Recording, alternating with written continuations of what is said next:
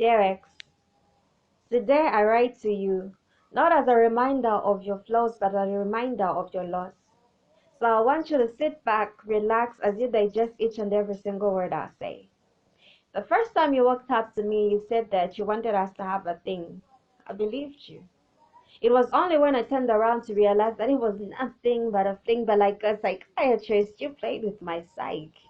You made me open up enough to offer my soul as a blank canvas for you to paint on. And even on days where your brushes were sharp, I would heal. For my deepest desire was to be everything and anything you ever wanted. And believe me when I told you that I don't get to give my heart out so often. But your words were like an emotional cancer. It consumed me from within until I cracked my chest wide open so you could have my heart. For you, I shut the whole world out. And I offered my body as a vow to always remain devoted to you. But I guess I must have been blind, for I could not see that with each string you plucked, you engraved holy scars of nip bites and lip bites on my body that would never heal, and even now they are still clear as daylight. And along the way, I must have forgotten that a coin has two sides. You kept on flipping on the I love you part that I never got to read on the other side because it was too blurred for me. Kept telling me that you left me with two fingers crossed behind your back. And you had the cheek to make me believe that I was the only flower in your garden. But I must have realized that even Eden had thorns, so why was I ever surprised the first time that you broke into my heart? You must have been a painter. Because now I can vividly see how much you enjoyed watching me bleed on that floor. Abstract, you called it. Of black and white, you turned my tears into art. I became your lyric. With each word you twisted your lips, even if I wanted to, see, I couldn't leave. I became your guitar.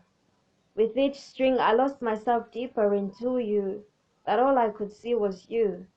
I became your piano. With each moment you would gently massage me in between your fingers, and even when you couldn't have enough, I would still let you knock me in deeper with your knuckles. I became your violin. That even on days where it became violent enough, you pacified me on your shoulder and gently played my emotions with your hands. And you kept telling me that she was just a friend. But see, now I guess I've realized that there was some truth to that word, friend. Because the three last letters of that word describes exactly what she came to do to our relationship. And that I don't blame her. See, I blame your failure of consistency to keep the same fire that you claimed was burning for me from burning me. And when I finally mustered up the courage to leave, I began to spend nights listening to old R&B songs from Adele to Toni Braxton until those stories and those songs became mine. You broke me. You wounded me till I fell on my knees praying to my fairy godmother to save me, but I guess she must have been busy watching Cinderella's clock because she could hardly hear me. I was broken. But today as I write, I don't write with bitterness inside of my heart. Today in this video, I forgive you.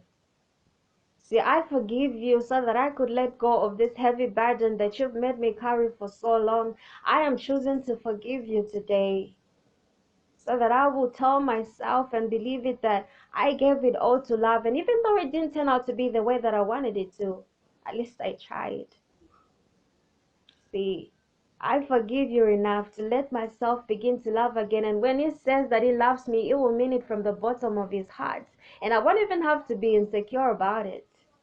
And I pray that none of your daughters will ever have to go through what I went through at the ends of their lover. And finally, before I could say my final goodbye, I'm pleading with you to save this video and email it to all of your friends who are still creating masterpieces out there, because one day it will be their Frankenstein that will dedicate this piece to them.